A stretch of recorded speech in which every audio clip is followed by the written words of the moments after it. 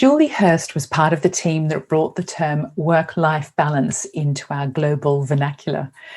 It's not a term that I particularly like, as you might have heard me say on the podcast many times before, but it's absolutely fascinating to hear how Julie, together with a team of professors, ran a survey every year for 10 years to find out what it meant or what it took to have a good balance and ultimately a flourishing and happy life. She shares their 3 key findings and how she's personally gone on to create the Work-Life Balance Centre, training teachers in the skills needed to create a positive education for children, which she is absolutely passionate about. Julie's a wonderful storyteller, and I hope you enjoy this inspiring episode with Julie Hurst. Welcome to the pursuit of wellbeing. My name's Maria Brosnan, and I'm an educational wellbeing specialist and your host for this show.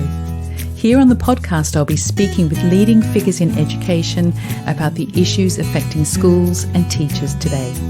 We'll share tools and practical ideas to help you thrive, not just survive, as an educator. My guest today is Julie Hurst. Julie is a positive psychologist who specialises in working with schools. Through the use of positive education, she helps schools create lives of flourishing, meaning and resilience for children and staff while supporting academic performance. She's also the founder of the Work-Life Balance Centre, which we will definitely be exploring in detail. She's currently studying for her PhD in the impact of compassion practices on children's wellbeing. She's a member of the International Positive Education Network and frequently speaks at conferences around the UK. Julie, welcome to the podcast. Oh, thank you for asking me along. I'm delighted. Yeah, it's an absolute pleasure. I have to start with the Work-Life Balance Centre. I think many of our listeners listening to this will be thinking, what even is work-life balance anymore? It seems to have flown out the window more than ever. So tell us about the Work-Life Balance Centre. How did you get into it and what do you do there? Well, it's a bit of a closed circle kind of tale. I started off in psychology. And then I left psychology for a while to do anything but psychology. And that was great because I went from studying the conditions of the human psyche to working with journalists. I became a journalist for a while and I met all of the people I felt I'd been studying. Yeah. Except I worked with them. And I loved that. I then went to the NHS for a while, so psychology was gradually pulling me back around. And after that, I left and set up the Work-Life Balance Centre. And it happened because when I was working in the NHS, I worked in a public relations department. We did a lot of training with people, and I started to talk to people about what at the time was called executive burnout, as we were seeing it more and more frequently. And I just became fascinated by it and started reading about it and what was happening, and then discovered it was also called work-life balance, and just worked with people on that until one day someone said to me, never mind all this media stuff you're doing, you ought to be doing this. This is clearly what ignites your passion. And that was it. Clearly psychology had followed me and got hold of me and dragged me back in, not unwillingly, I have to say. And that it's been my home ever since. And it just fascinated me that there is so much that we can do if only we know about it. And I love psychology. I'm very proud to be a positive psychologist. But I do think, between you and I, as no one's going to rat me out, I do think psychologists are quite bad at telling people all of the wonderful things we know. And we know so much, and we just kind of just tell each other and have little conferences that members of the public don't come to. So I decided to be brave and say to people, hey, look, this is what we're doing. This is what we know. And we are getting better at it, but I still think there's a lot of stuff that people need to know. And it just became that. When you read it in a line, it sounds quite planned. Living it felt more kind of serendipitous. But clearly I was meant, whatever I did, to go back to psychology. So that's where I've ended up. And you did 10 years of research, didn't you, into work-life balance? And I find it interesting that you link those terms, executive burnout and work-life balance, because work-life balance sounds so much more benign, doesn't it? Yes. I remember the very first time I went into a company. Thankfully, I've forgotten the name of the company. and sat down with their CEO and said, look, this is what I want to do and achieve this balance and so on in your workforce. And he asked me to leave because he thought I was going to make his workforce lazy. So we've come a long way since then. But yes, it does sound more benign, but actually it's quite active. A balanced life, a flourishing life, does not just drop from the ceiling on you. You have to take certain steps to build it. And I often joke, but it's only half a joke, that one of the first things we discovered about running a national survey into work-life balance for 10 years, that it can destroy your work-life balance.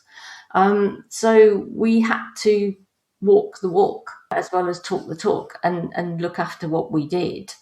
I worked with a whole group of professors, so I was the only non-professor in the group. I was the only civvy, and I often joke with people that automatically made me the group eye candy. But I was also more or less the front-facing one, the one allowed to interact with members of the public as they were. The others were all super and but somewhat more ivory tower. And it was an interesting experience working with them. I had a bit of a massive dip into the world of academia, which isn't always as collegiate as one might assume, because I was working across 3 or 4 universities as well and trying to get these men and women together. Was a bit like herding cats occasionally. But out of it each year, we birthed this annual report into what was going on in the UK, and it went all around the world. That took us by surprise. It literally went all around the world, and I did interviews in South Africa and the States. Sadly, I wasn't in those places, but literally companies all over the world started to look to what we were doing, and that was brilliant. It was absolutely brilliant. But after 10 years, I think we'd all definitely felt it had run its course. It had gone from the point where work-life balance barely existed as a term to the fact that lots of research was being done on it. So we a bit like a boy band, we respectfully stepped out of the limelight and retired the survey. And it was a great 10 years. And I learned so much from those wonderful professors, but it had definitely, we parted still very good friends, and it was time to retire it. Other people could take up the baton, and we needed to do other things. And what was the main thrust of what you learned from all of that 10 years of research into work-life balance? What did you come up with? One of the biggest findings, interestingly, was that almost the same proportions of people found work satisfying and a great source of self-esteem, as also found it made them ill. So it seems a real double-edged sword, work. We love it, and it has negative impacts on us in roughly the same proportions. But out of it, we came up with a model of where we felt balance or resilience lives. And so the model has 3 components. One is control, and that's not controlling everything, because that's not a balanced, well position to be in, to try and control everything and everyone. But it is about a sense of control and self-control, self-efficacy. So understanding yourself and your emotions. The other was well-being, which is the one that people can most easily understand, mental and physical well-being. And the third component for us was bounce back. So life is going to come along and knock you down occasionally. And it's about not staying too flat for too long and bouncing back quickly. So those were what we saw as the 3 main components to this. Nowadays, I guess we've moved on even from work-life balance to talk about resilience and well-being, but to live in that centre sweet spot with the overlap of those 3 components, that's what was ideal. And what do you find that were the biggest barriers for people being able to do that? So if you say, really interestingly, that half people find it very difficult, but half found work a really great source of self-esteem, etc.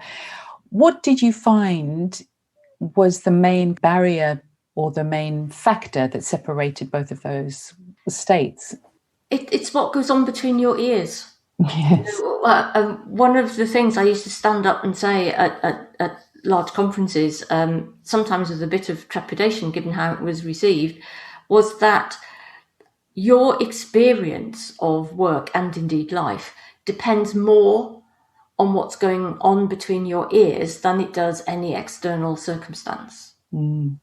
And that is a viewpoint that has been upheld over and over and over again, largely by the positive psychology movement. So some of the greats like Martin Seligman and Sonia Lyubomirsky, they tell us that how we process something has more effect on us than the event itself. Yeah. So talking to people, what's the biggest barrier? It's what's going on between your ears. And specifically, is there a kind of language? What is it that's happening in people's thoughts and in their minds? There are various kind of subdivisions of each of the control, well-being and bounce back areas, if you like. One of the big ones for me in control is the use of compulsion language. So have to, must, ought to, should, particularly should and must. Should and must thinking, we know, drives frustration. It sends us into a threat mode. Yeah. Now, threat mode is not a bad thing. We need it occasionally. Otherwise, we'd never cross the road successfully. If we didn't look around and see oncoming traffic as a threat, that would not end well. But we don't and are not made to be in threat mode for so much of the time. It's supposed to be a quick thing. You know, it comes from, there's a bear. Get away from the bear, kill the bear, or be eaten by the bear. Yeah. It's a short-term response. Fight, flight, freeze. And it's supposed to be quickly activated and then sorted and down we back go to normal. But constant emails and meetings and Zooms and all the rest of it, we're not really made for that. And so we shouldn't be in threat mode all of the time. So when we activate it through the language we use inside our own heads, shoulds, must, it doesn't bode well with us. I can share an example with you, if that's okay. Yeah. So I've worked in some very big companies, and at one time I was working in Canary Wharf at a bank. So we had some quite senior people in the room talking about their life, and I'd been discussing the language of compulsion, and one woman in the group said quite strongly, I have to do the job I do, which involves very long hours, very high levels of stress, because my children are going to university and I don't want them to take on a student loan. So I have to work the way I do. And another member of the group said, I too have a child about to go to university, but I've decided they will get a loan. I'll help out as much as I can, but I don't actually want to do a job at the level you're doing it for the very reasons you've described. Too long hours, too much stress. I'd rather be with my child and I'd rather feel well.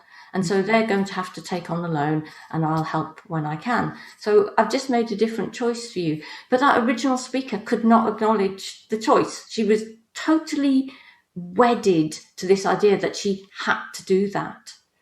And as she spoke, you could hear the stress, you could hear the tension, you could hear it all in her voice. And sadly, nothing I, or indeed anyone else in the room, said could shift her from that idea of she had no choice.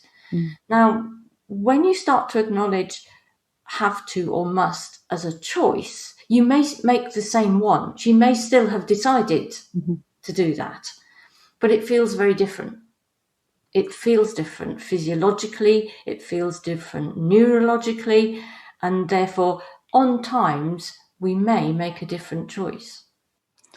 I can so relate to that, because sometimes when I feel like my to-do list is a mile long and I'm feeling like I have to get through this, I turn that around and I say to myself, I get to email these people today, or I get to speak today, and it's just such a different mindset. It's super helpful. I work with senior leaders in schools quite a lot, and I do hear that kind of language a lot. I have to, I must, and they do have enormously demanding jobs. But I wonder, because I also have the privilege of working with a lot of senior leaders that have left the profession, And the vast majority of them say, I wish I knew then what I know now, what you're talking with me about now. But when I talk to leaders now, they're like, I don't have the capacity to take this on. Do you have any advice or thoughts how to help people reframe that I have to, I must kind of thinking into something more helpful or less stressful? Yes, I would say the quick fix for that one is to change the must or should into it would be better if. So, or it would be nicer if. So the one I hear most frequently, staff should do this or they should have done that. And to change that to better if. It would be better if that happened. But it didn't, so now what? So the better if encourages you to complete the sentence. It would be better if X happened, but it didn't. So now what? Rather than it should have happened, which is just an exclamation mark. That's the end of the sentence. And so changing that, I saw a lovely example of this happening or not happening, depending on how you look at it, a while back. When I was catching a train to London and the train was cancelled. And one of the gentlemen on the platform just kind of lost it and just said, this shouldn't happen, they should run the trains. And he saved me, really, because I stand there thinking, well, it would be better if trains weren't cancelled, but sometimes they are. So, what am I going to do about it? So I rang ahead and explained, and people were very sympathetic and arrangements were made and changes. And what happened was I then bought a magazine and read it. And he raved all the way to London. And he got off still raving, still caught in should and must. Looked like he'd been in a sauna because he was all hot and his suit was all askew. And I got off with a magazine under my arm and hopped off to my arranged meeting. And it's not that I did that naturally, actually. I probably was quite tempted to go down the should route too, but I saw what was happening to him and thought, oh, no. Let's go to better if. It would be better if.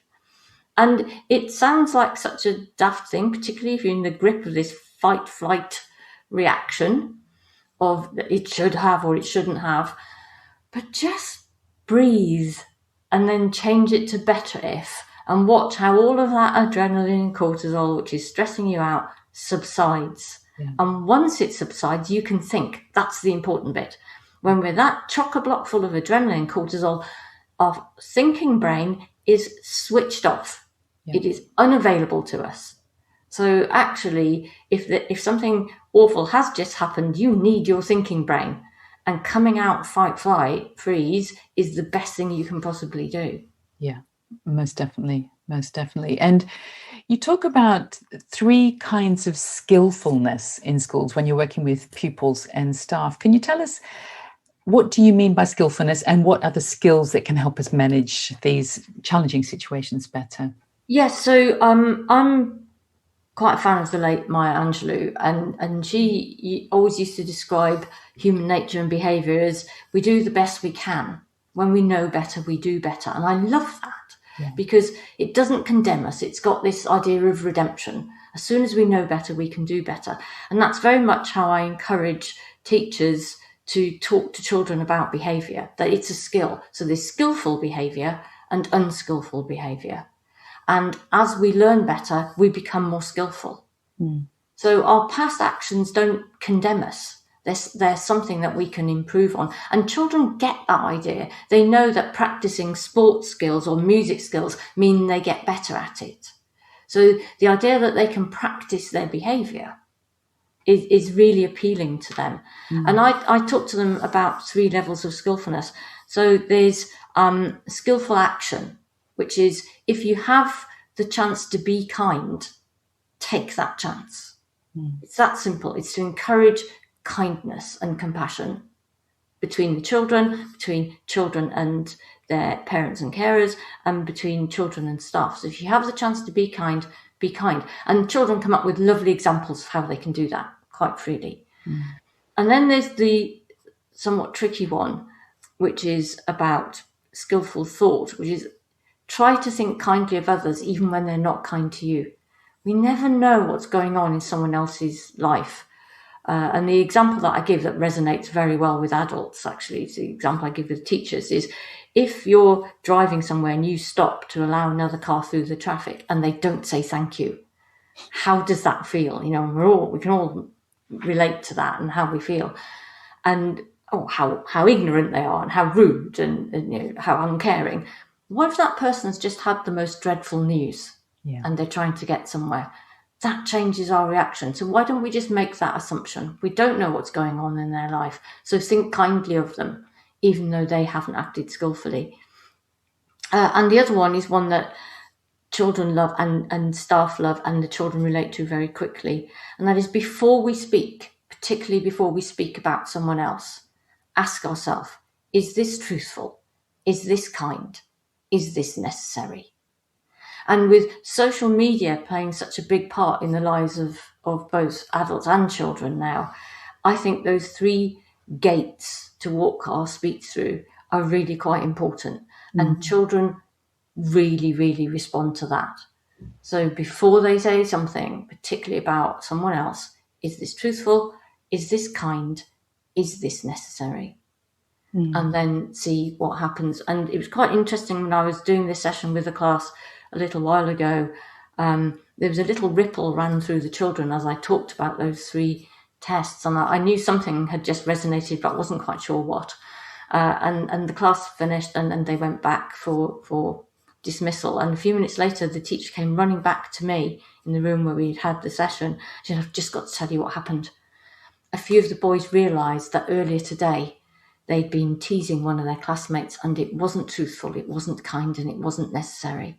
And they stood up and felt that they needed to make an apology to him immediately because they hadn't been skillful. And one of the things I'd said to the children is we are all unskillful sometimes. And so I'd gone through with them and helped them design what they felt would be a good way to make an apology. And the boys in question had wanted to enact this immediately because they felt now they knew better, they could do better. That happened within minutes of the lesson, and it was such a great thing to see. And the teacher, a very experienced teacher, said to me she'd never seen anything like it. That the boy spontaneously said, Miss, we realised we weren't, what we said earlier was not kind, truthful, or necessary. We have been unskillful. We'd like to be skillful now. Fabulous. That level of self-awareness is so helpful, isn't it? Because with self-awareness, then you can bring self-regulation. But without any level of self-awareness, self-regulation is impossible. So I think that's a beautiful example. And I think we can all benefit from just taking those moments to pause before we speak or act and do our best to act skillfully. Julie, you talk about Everyday Magic, your flagship program that equips teachers to bring the power of positive education into their schools. So can you tell us, what is Everyday Magic? Yes, well, the name comes from a description of positive education given by, it was actually an Australian school because they were one of the first to ever do it. And obviously a lot of people filmed them because it was so interesting. And one of the members of staff said, it's like magic every day. And he said, so it's just everyday magic. And I thought, oh, I like that. I like that idea of these skills working like magic, but every day. So basically, the full program is a 3-day intensive training program for staff. And you can actually do the whole school in one go, depending on the size of the staff body. But it's a complete walk through and how-to guide to positive education, with all of the exercises that you can do with children. So the staff get to join in all of the things that they're going to do with the children, everything from compassion practices and a kindness walk through to laughter yoga and the impact of laughter on serotonin and therefore memory. So they do the whole lot. Sometimes the expression on staff's faces when we do laughter yoga is priceless, but I make them do it anyway. And so it takes them through from the research, because positive education is highly evidence-based, right through to the exercises they can do with a range of ages, primarily aimed at primary schools. But to be honest, most of the exercises have been altered from those done with older children but I'm passionate about working with primary school children because we are seeing so many issues. Even before the last year, even before COVID, we've seen such an increase in the issues in mental health for children, poor mental health outcomes.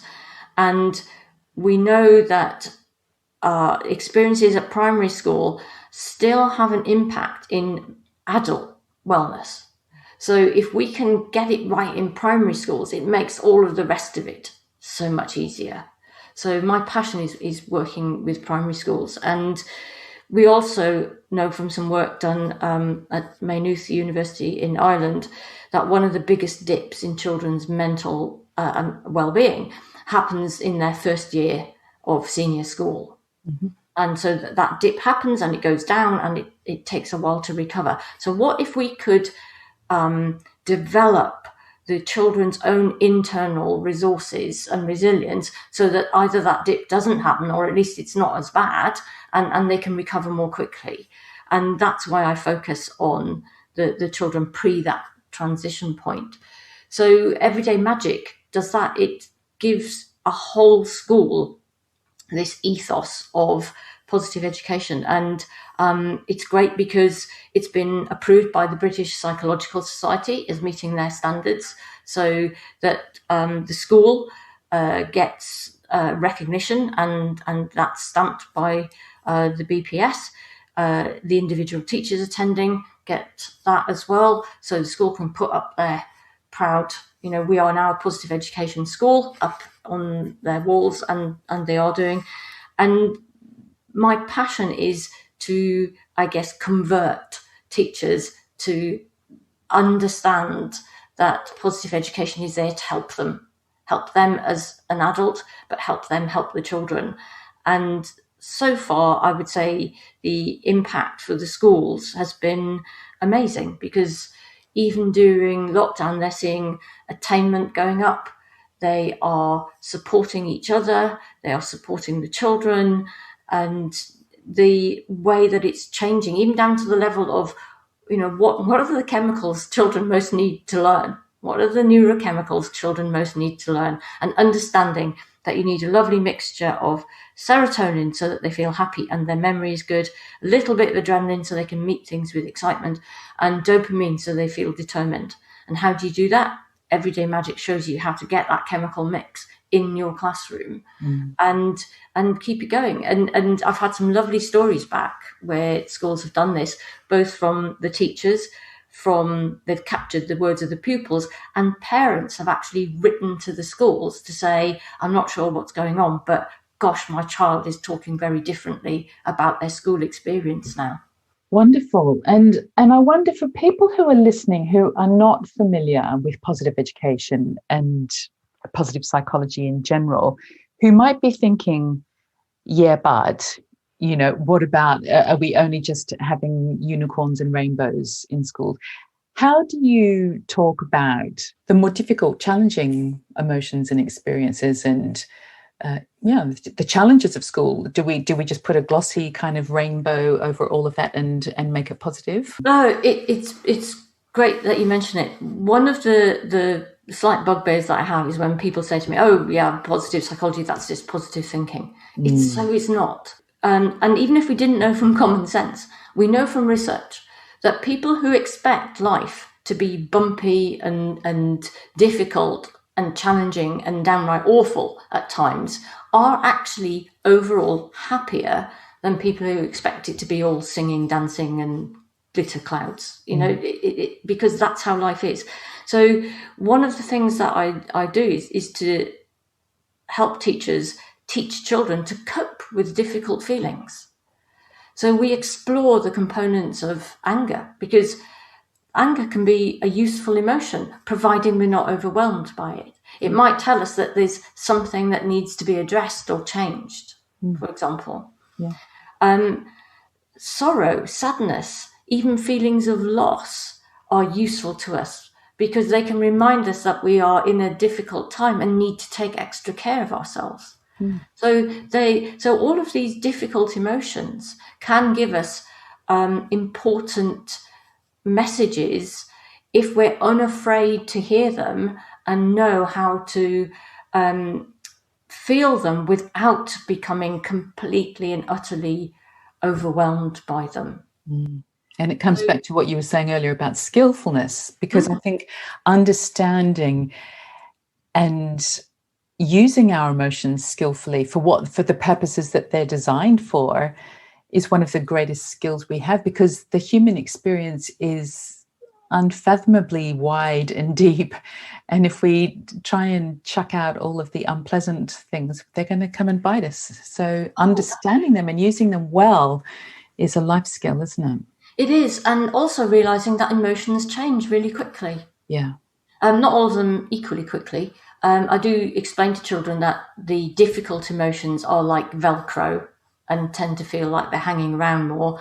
And then the positive emotions are a bit like holding slippery soap. They just kind of shoot off.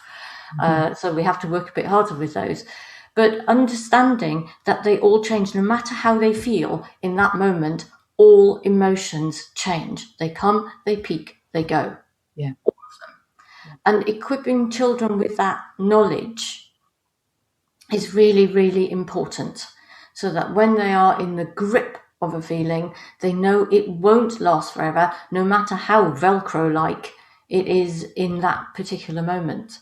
And that's one of the most powerful things that the children can learn, actually, that how I'm feeling right now may not be, or in fact will not be, how I feel at a point in the future that may not be that long away. Exactly. And it's a good reminder for us adults as well to recognize that, because often we feel that, especially difficult emotions like anger or frustration or grief, they feel like they hang around for a long time, but that's typically because of the story that we're playing about it, isn't it? That and we just play that on a loop. So it's not so much the emotion that's the problem, it's the story that we've attached to that emotion that we have on a loop between our ears, as you said right at the beginning of the conversation. And how do we just feel our emotions, allow them to be there, recognize them, take a moment with them, and then they move through naturally, don't they? They do. And it's quite interesting because there are various exercises that you can do on feeling how emotions show up in your body. But as you were saying, it's about the story. The image I like and use quite often is there's the picture, which is the feeling. And then there's the frame we put about it, which is the story we tell ourselves. And sometimes the frame is about twice the size of the picture, so it's huge. Yeah. But if we just try and stay with the picture, if we just try and notice just the feeling and not the story, it isn't pleasant. That's why they're called difficult emotions. But they are not the huge obstacle and challenge that we think that they are so often when we put them in this humongously big frame. Yeah. One of my favourite meditation teachers is a woman called Sharon Salzberg, and she tells a lovely story about her colleague Joseph Goldstein, who was running a retreat one day, and they'd been doing a body scan exercise, and one of the participants sat down with Joseph and said, "Do you know, when we were doing that, I noticed I had this tension in my jaw because I so often get tense, and I'm just like this really tense guy, and I don't see how anyone's going to fall in love with me, and because I'm so tense, and then I'm not going to get married, and I'll be alone for the rest of my life." And all of it. And Joseph said, "You mean you found tension in your jaw?" And I just love that. I was like, yeah, there's this tiny picture, tension in my jaw, and then this humongous frame of I'm going to be alone for the rest of my life. No wonder your jaw's tense. Yes, time to reframe. Yeah. Yes, beautiful. Absolutely. Julie, this has been wonderful. I wonder, before we leave, if you could talk about, or even give us a demonstration or help us understand what a compassion break is. The compassion break is one of my favourite exercises from Professor Kristen Neff, who's one of the leading authorities on compassion, particularly self-compassion, actually. And she's based at Houston University in Texas. And if people just go to her website, she's got loads of free stuff there. But the compassion break is fabulous, and it's actually how I teach both adults and children to deal with difficult emotions. So basically the compassion break has 3 elements. Is one, notice that we're having a difficult emotion. Because so often we're so terribly, no, let's just fix this. I'm not going to look at it. Well, let's look at it. Let's just say this is what's happening for me right now. The second one is to realize that we are not alone.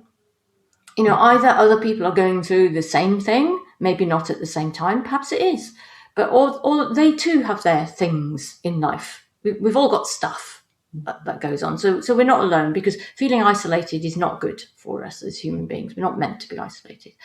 And the last one is show ourselves a bit of kindness.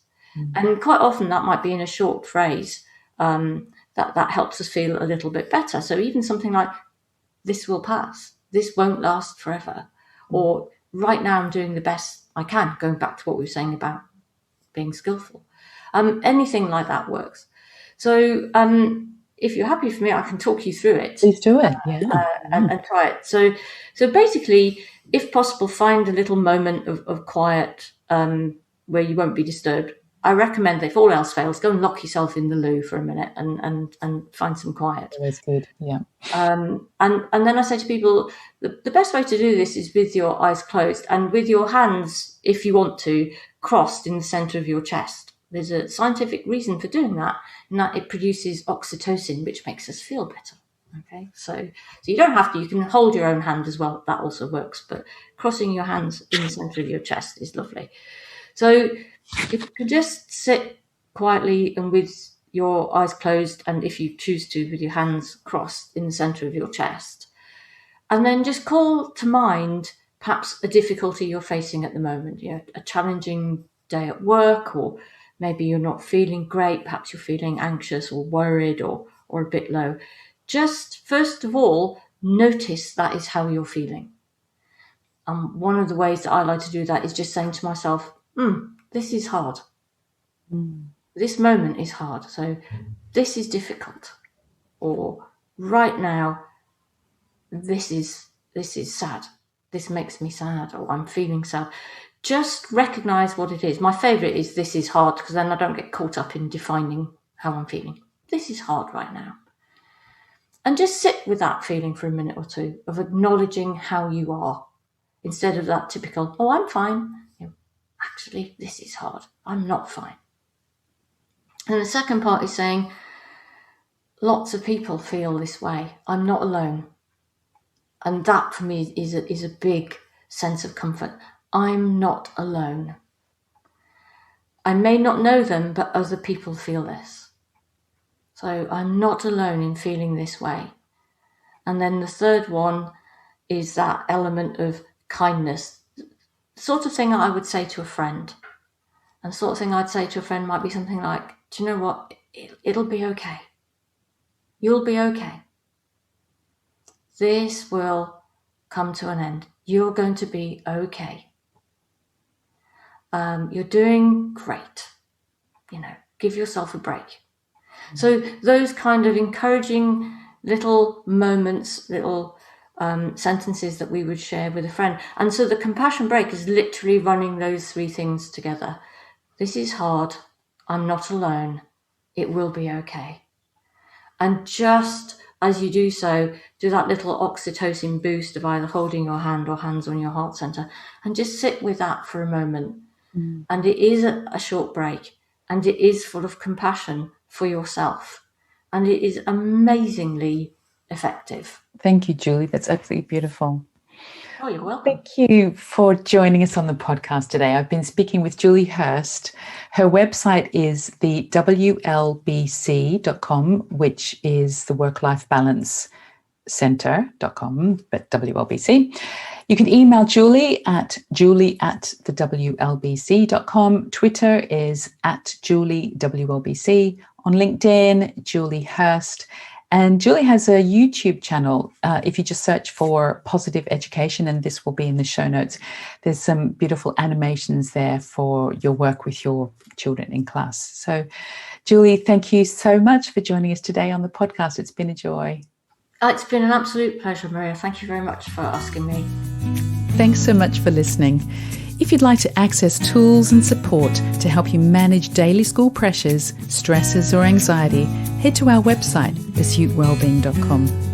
If you enjoyed the podcast, hit the subscribe button in your podcast app. And if you feel inspired, please rate and review it and share it with your friends.